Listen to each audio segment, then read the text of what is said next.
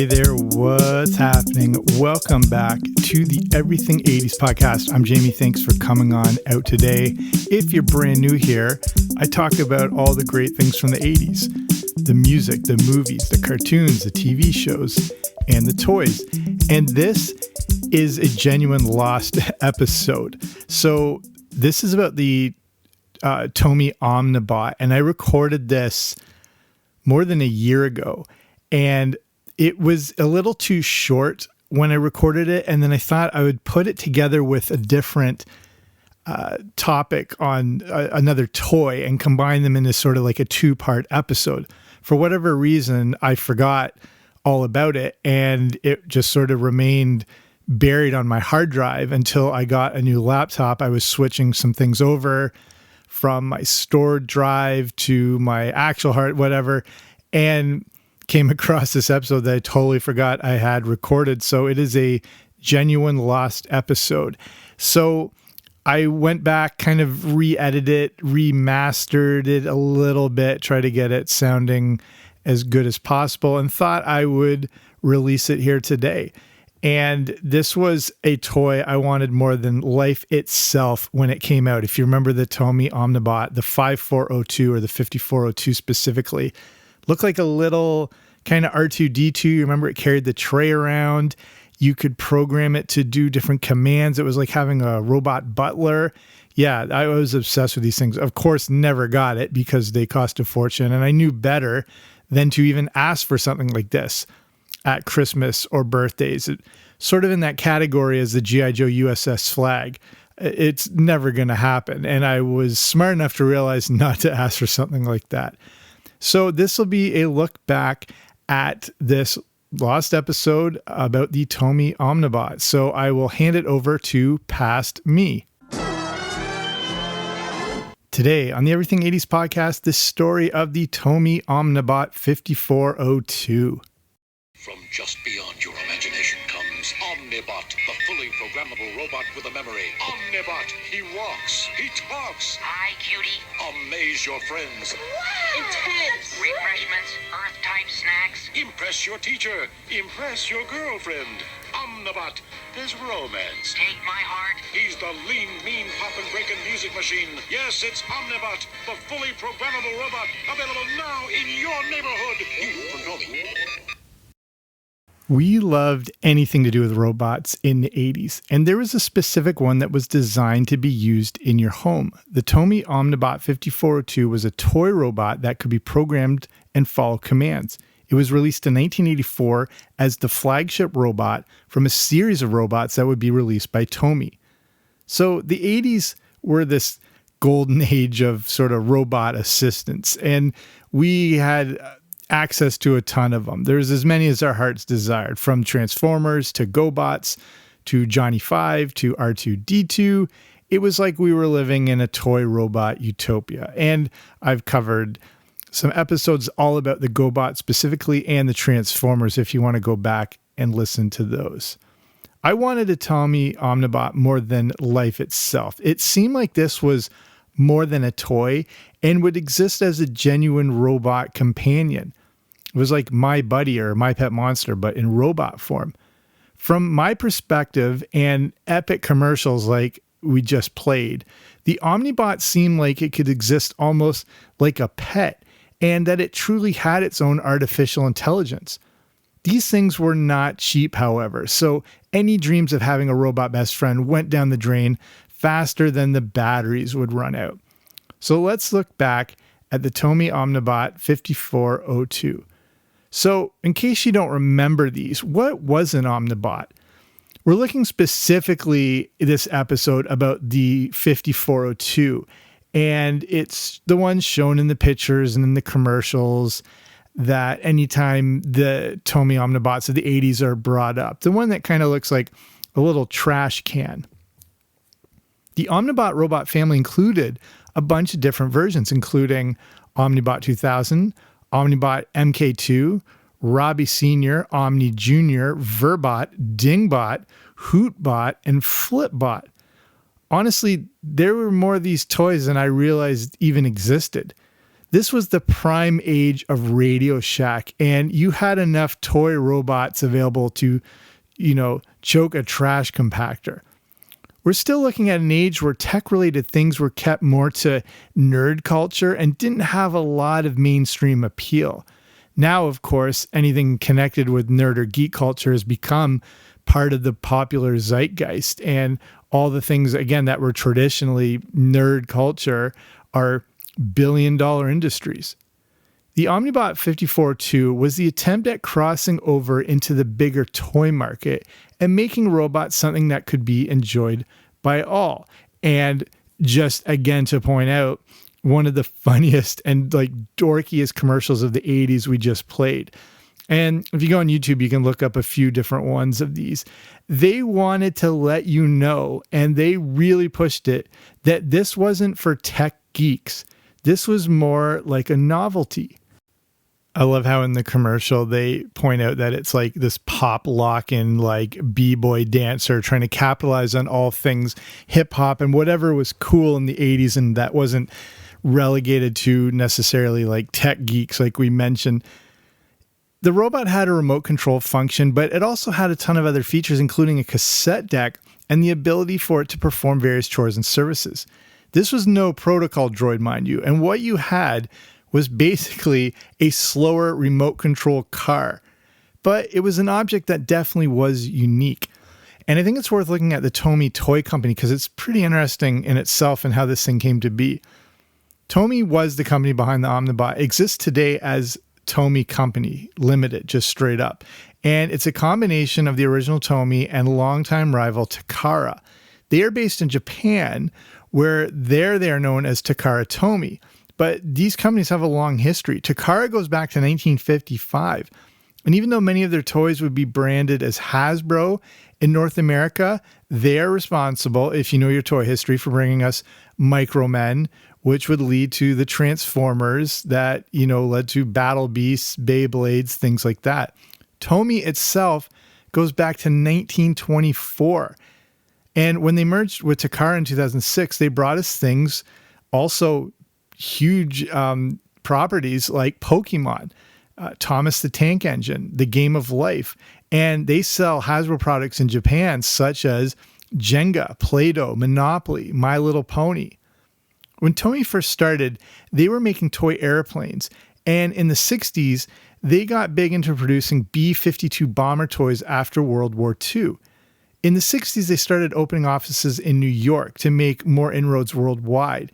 And then they were getting on board with more toy robots, like this is a throwback if you remember the Tumble robot. The 70s brought us Micromen, which, as I mentioned, would pave the way for Transformers. And then they moved their production to Singapore. They would then hit their 50th anniversary in 1974. In the 80s, they would then bring us more toy robots, such as, of course, the Transformers, then the Omnibot. They would also continue into the 90s, where they also, besides the massive Pokemon industry, they brought us another one of the biggest toys of all time, Furby. Okay, so how did this little bad boy work? As I mentioned, I've never owned a Tomy Omnibot, and I wouldn't dare ever ask for one, as I knew how expensive they were. The only one I ever saw was a cousin of mine who had an older one, or I passed on from someone else or whatever. Basically, it was broken. It didn't function. The remote control didn't work. That was as close as I ever got to one, besides longingly staring at one on the shelf in a Toys R Us. But like its big brother Soundwave, the Omnibot had a cassette tape player built right into its chest.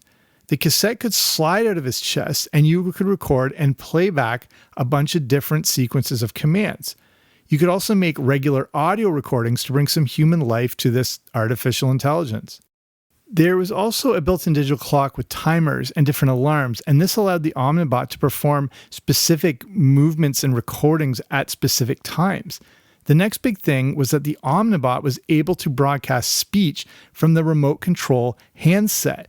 It had this sort of built-in wireless system, and it had a broadcast speaker on it. So you could, talk through this robot, basically.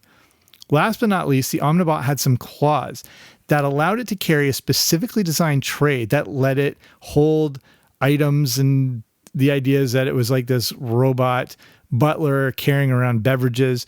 It also made me think of in the movie Wall Street, when they go to Gordon Gekko's house on Long Island and there was the robot butler walking around serving drinks. Also reminds me of R2-D2 serving drinks at Jabba the Hutt's barge in The Empire Strikes Back.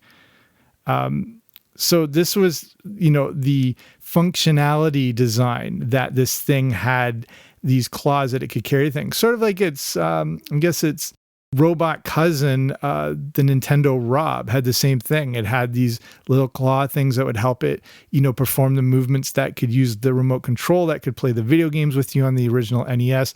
That's a whole other interesting story. The Omnibot 5402 took some programming to get set up, but honestly, looking back at this thing, it had some pretty cool features and some really good technology, especially in an age where most new tech pieces, were the size of a Volkswagen. Tech was not small yet at this point in the 80s. And the fact that they sort of stuffed in all these different advancements and technology into this relatively small little robot was pretty impressive. So what did you get when you bought a Tomy Omnibot 5402? So here's some of the quick rundown on the specs with this little robot. So you had the RC remote control, the detachable tray, which could hold up to 2.2 pounds, or one large burrito, I guess. It had a demonstration cassette tape. It had a battery charger, a home base, a tuner, and he measured in at 1 foot tall. The home base was a cardboard type thing that you were to tape to the floor. And this was actually important because it was used as a reference point for doing the programming. And yeah, there was some setup required with this whole robot. It wasn't, a straight plug and play type thing. It wasn't, again, the limitations on the technology didn't allow it just to be right out of the box and it's immediately walking around serving drinks and, chasing your dog and, talking to your parents and, pretending while you're in the other room and all that. That was the impression I always got with this robot. It was that you open the box and this thing just came flying out like it was Wall-E, ready to serve you. It was the farthest thing from the truth. And it took a lot of actual specific programming. And it's same thing with the Nintendo Rob. If you ever got to play with one of those, you didn't just take it out of the box, plug it in, and off you go. It took actual calibration and it took programming, and you had to, in the case of the Nintendo Rob, had to sort of synchronize it with your TV. It had to understand like the direction of where the light was coming from and how that would influence the movements and the programming. And that was one of the downsides of the Nintendo Rob, is it wasn't all that sort of responsive and wasn't that, very fluid with the movements, and it would often have to be reset.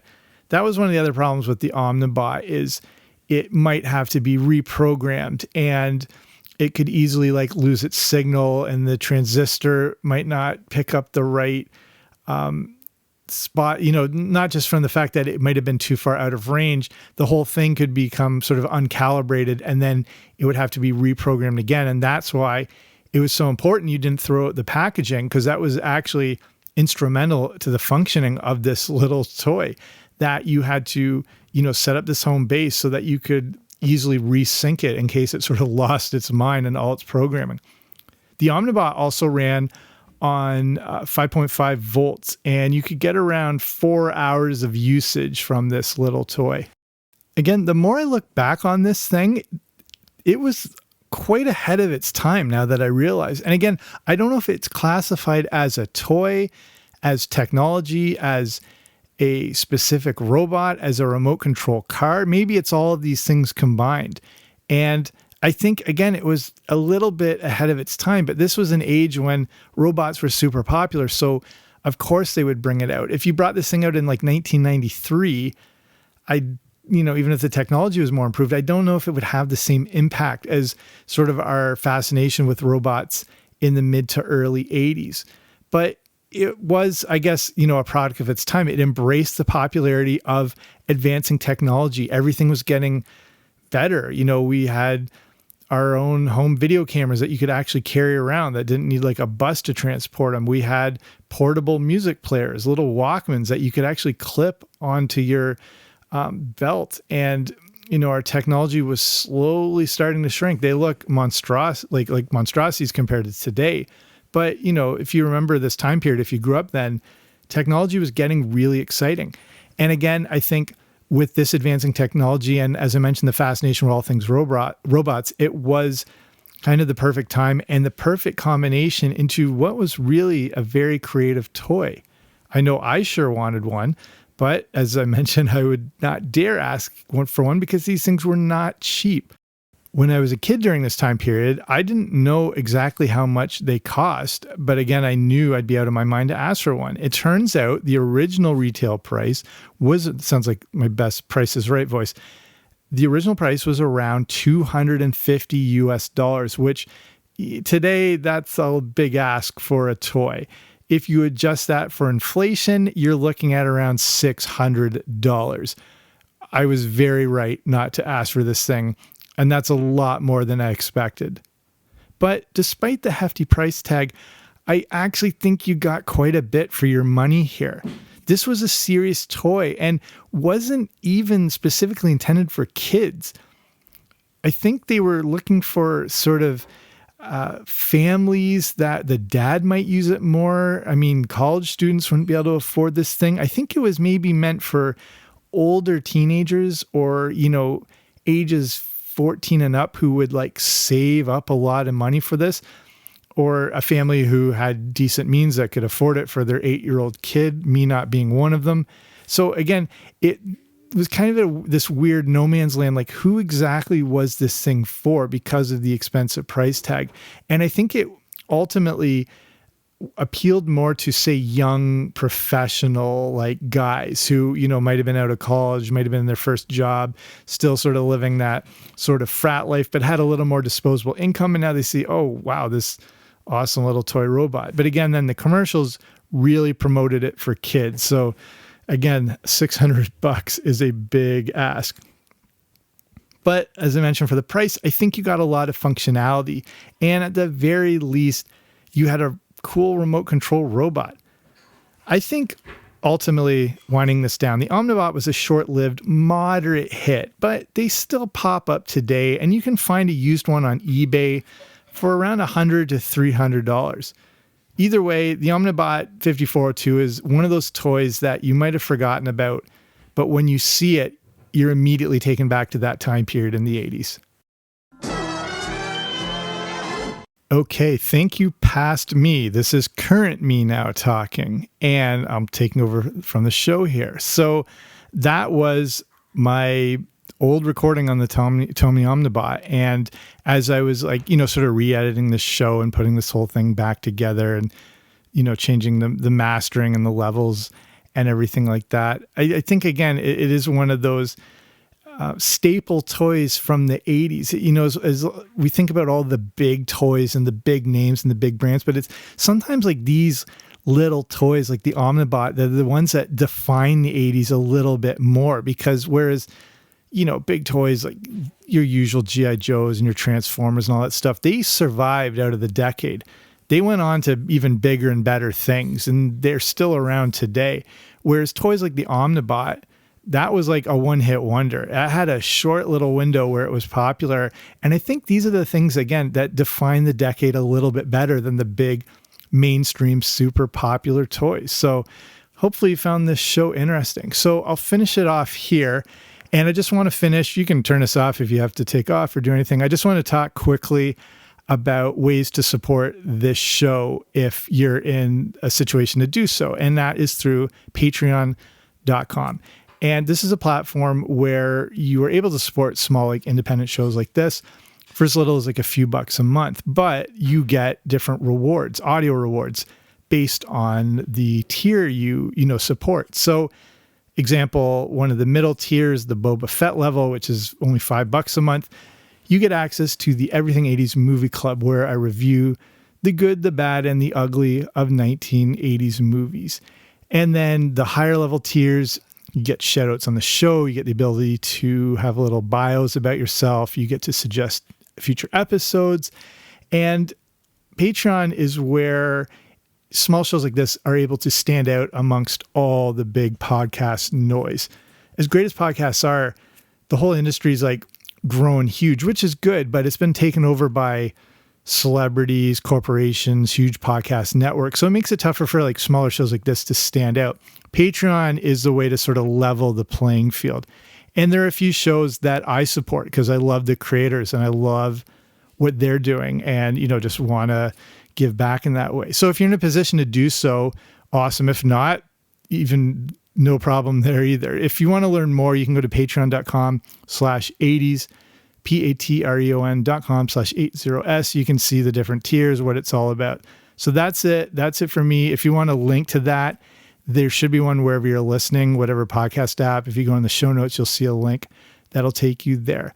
But I appreciate you taking the time to listen to this show. Again, I know there's so many shows out there. The fact that you're here listening to this one means a ton. So that's it. I will see you soon with a new episode. Don't you dare miss it.